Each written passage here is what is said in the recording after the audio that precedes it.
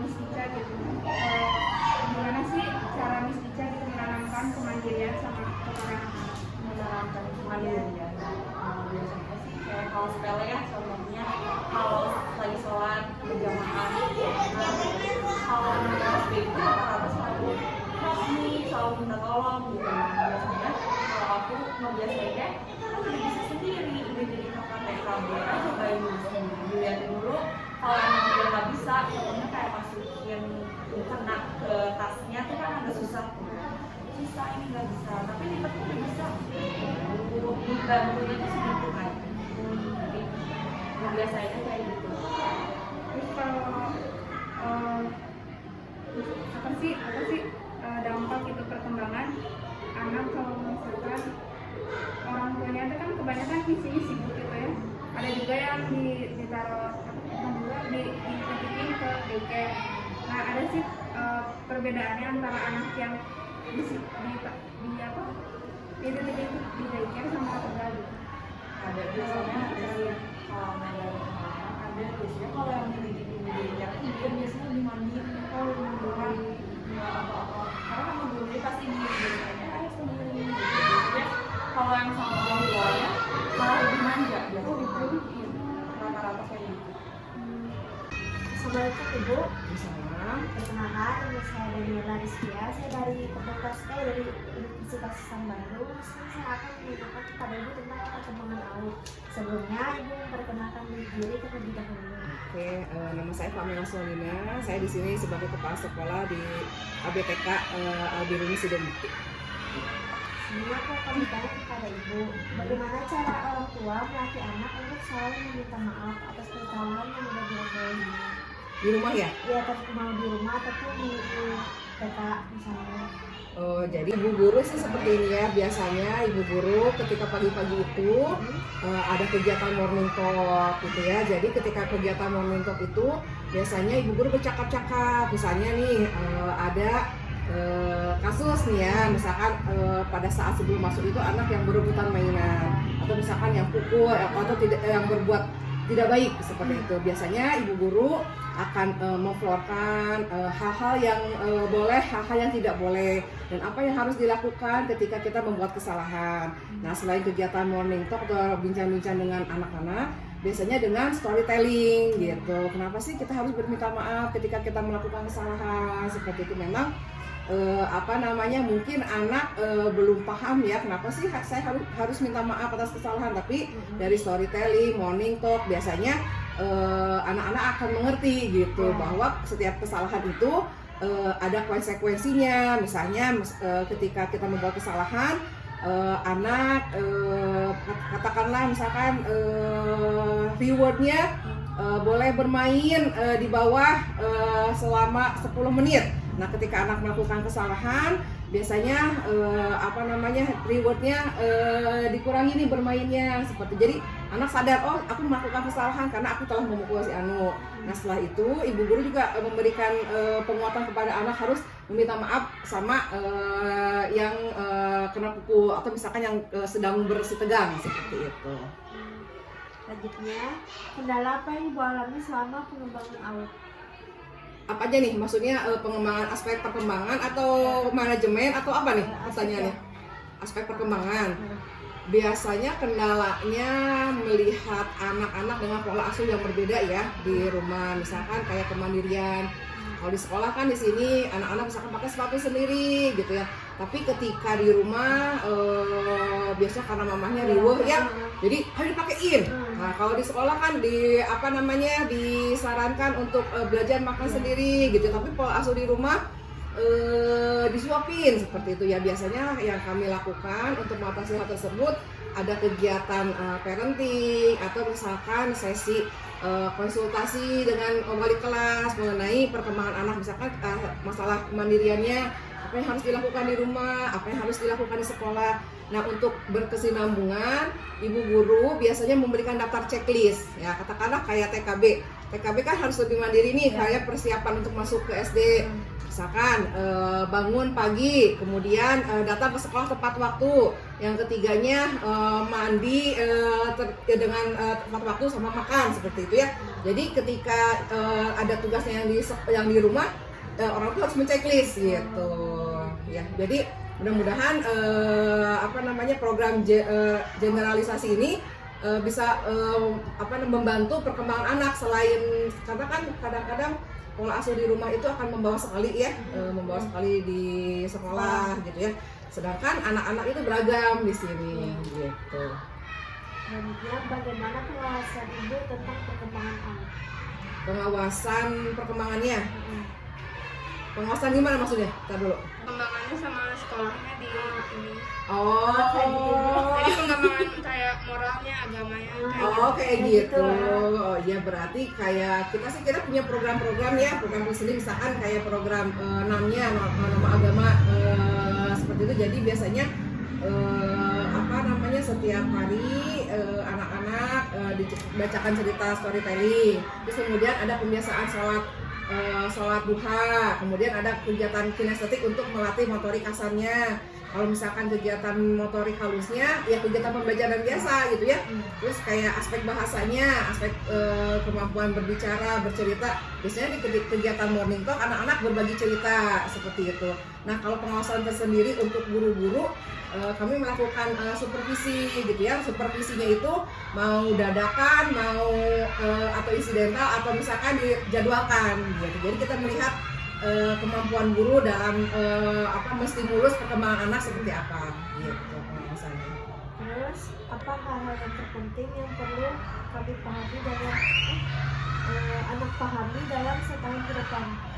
Maksudnya apa aja hal terpenting kayak rencana pembelajarannya gitu. Supaya anaknya bisa berubah. Ya, itu ke depannya ini maksudnya. Kamu dulu ya pertanyaan. Kayak Bagas kan waktu itu ditemenin terus sama orang tuanya. Nah kan tadi Sarah lihat orang tuanya udah nggak ada. Jadi apa sih? Berarti itu tuh kayak sekolah teh ada apanya gitu. Bisa treatmentnya. Jadi Bagas bisa mandiri sekarang. Gitu ya. Jadi itu tadi saya bilang kalau misalkan program-program misalkan untuk melatih sekarang kan baru masuk nih, karena kan masih banyak anak yang ditungguin ya diantar. Ya biasanya ibu guru memberikan kami ya sebelum kegiatan pembelajaran itu kami ada sosialisasi program kepada orang tua. Jadi kami katakan bahwa selama 2 minggu masih boleh untuk ditunggu di sekolah.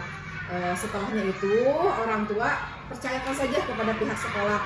Mau kadang-kadang ada anak yang nangis kayak gitu ya, ada yang rewel nggak mau, tapi nggak apa-apa, percayakan saja sama ibu guru. Terus mungkin ke orang tua diberikan pemahaman aja gitu. Jadi kalau sudah di sekolah itu sudah jadi tanggung jawab ibu guru, sudah jadi resiko ibu guru. Nah selain itu anak-anaknya juga harus dikasih pemahaman gitu. Kalau di sekolah itu pengganti mamahnya itu adalah ibu guru gitu ya, untuk kemudian kayak untuk melatih apalagi ya, toilet training katakanlah ya, kelompok anak anak TK juga ada beberapa yang masih ada pakai pampers. Jadi kami katakan di sosialisasi program untuk melepas pampersnya, karena kami ada program regulasi diri gitu. Jadi anak-anak toilet training dulu sebelum kegiatan pembelajaran seperti itu. Itu mungkin ya.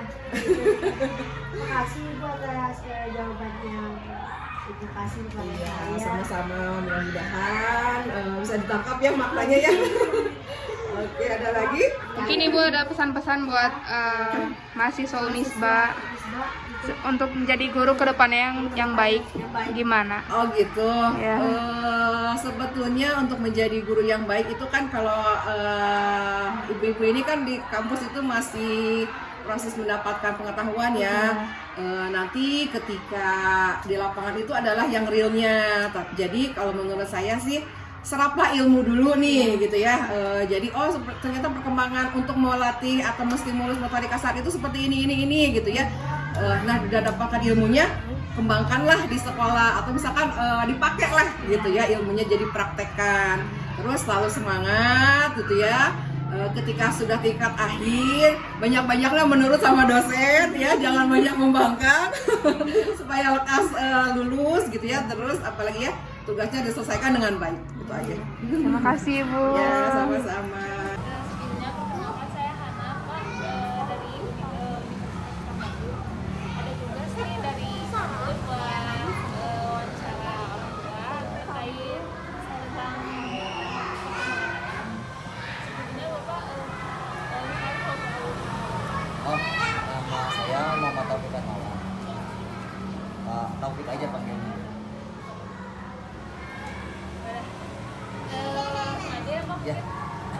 Menurut Bapak penyebab kan ada nih anak-anak perkembangannya terhalang Ya. tidak sesuai dengan seharusnya. Menurut Bapak apa sih penyebab penghalang perkembangan anak itu? Kalau menurut saya ya, jadi setiap anak itu beda-beda apa ya? Beda-beda faktor sih. Kadang ada yang dari faktor lingkungan, ada yang faktor keluarga, keturunan juga, sama ya mungkin apa ya? Yang paling ya faktor genetik sih. Jadi dari keturunan orang tua. Jadi kan apa ya? Kayak saya juga punya sekarang yang sekolah dua anak. Jadi beda, yang satu itu lebih cepat nyerap segala sesuatunya. Kalau yang satu mungkin agak lambat kadang, tapi padahal kan sama-sama keturunan dari saya, cuman kan mungkin apa ya, beda pola asuhnya juga sih. Kemudian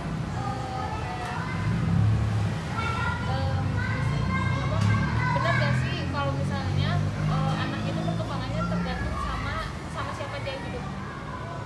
Kalau menurut saya ya.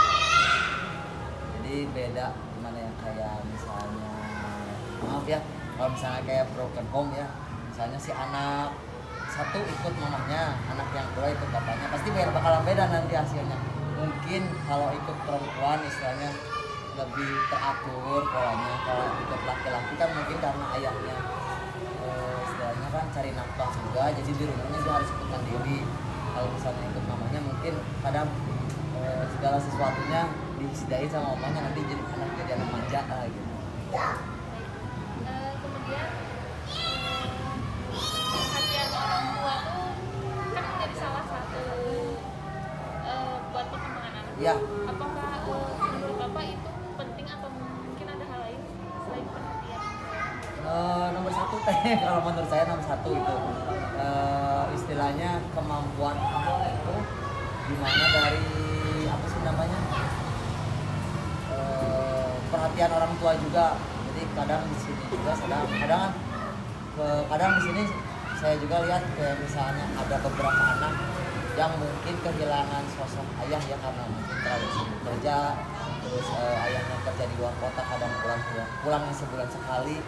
Jadi mereka tuh cari sosok pengganti itu dari guru, terus dari misalnya saudara atau tetangga atau siapapun itu gitu. Justru itu apa ya, nomor satu sih kalau menurut saya gitu. Terus seperti apa sih perkembangan anak yang Bapak terapkan ke anak Bapak? Kalau saya selama ini